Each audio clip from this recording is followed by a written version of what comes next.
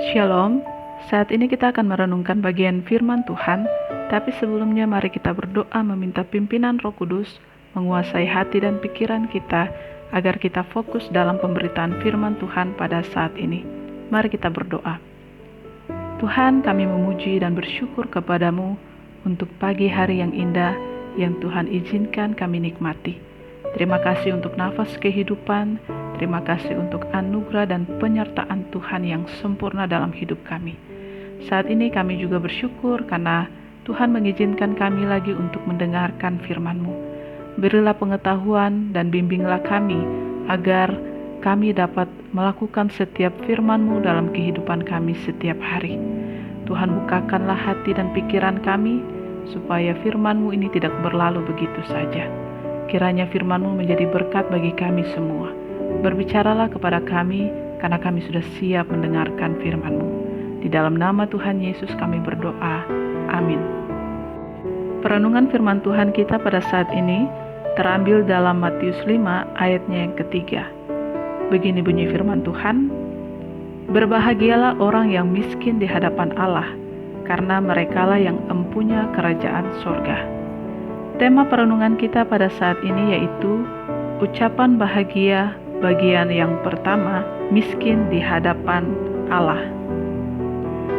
Dalam beberapa hari ke depan, kita akan merenungkan ucapan bahagia yang disampaikan Yesus. Ucapan pertamanya dimulai pada ayat yang ketiga.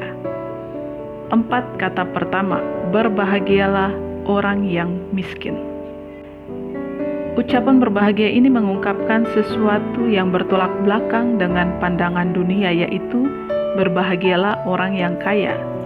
Namun jika kita perhatikan 3 kata berikutnya, yaitu di hadapan Allah.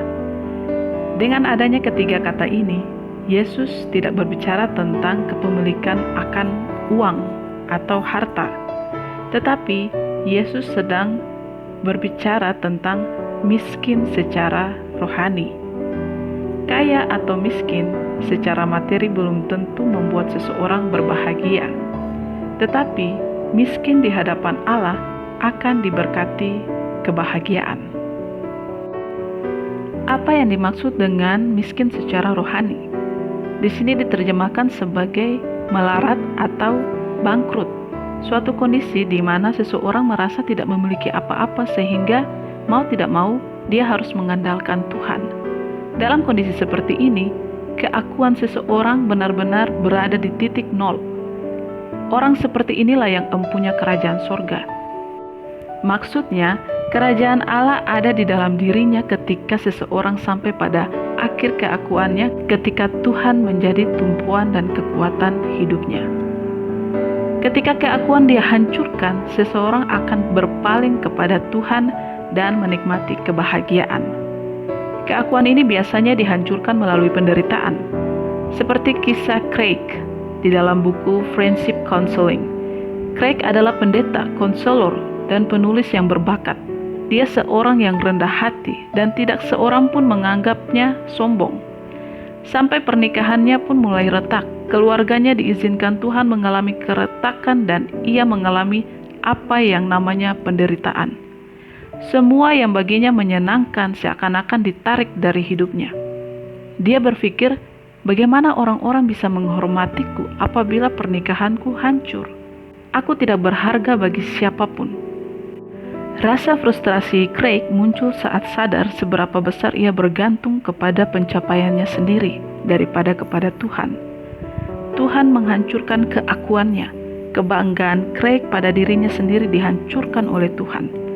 Dan di saat itulah dia tersungkur di hadapan Tuhan, lalu akhirnya memperoleh penghiburan dan pemulihan hidup. Menjadi miskin di hadapan Allah akan membawa kebahagiaan di dalam hidup ini. Janganlah Anda menjadikan diri Anda sebagai sumber kekuatan untuk meraih kebahagiaan. Andalkan Yesus semata. Penderitaan yang Anda alami bisa jadi merupakan caranya untuk menghancurkan keakuan Anda, supaya Anda menyadari betapa indahnya berserah kepada Tuhan Yesus. Miskin rohani di hadapan Tuhan adalah melepaskan diri dari keakuan dan menjadikan Yesus tumpuan hidup kita. Salam miskin di hadapan Tuhan. Tuhan Yesus memberkati kita. Mari kita berdoa. Tuhan, kami mengucap syukur untuk firman-Mu yang sudah mengajarkan kami bahwa hidup kami tidak ada apa-apanya. Hidup kami menjadi hancur ketika kami tidak berharap kepada Engkau. Engkau mematahkan keakuan kami, Engkau mematahkan keegoisan kami, Engkau mematahkan kesombongan kami. Karena kami tahu bahwa ketika kami berserah kepada Tuhan dan mengandalkan Tuhan, kehidupan kami semakin menjadi terang dan garam bagi orang-orang di sekeliling kami. Engkaulah tumpuan hidup kami, Engkaulah cerminan hidup kami. Tolong kami untuk menjadikan firman-Mu hidup dalam diri kami. Dalam nama Tuhan Yesus kami berdoa. Amin.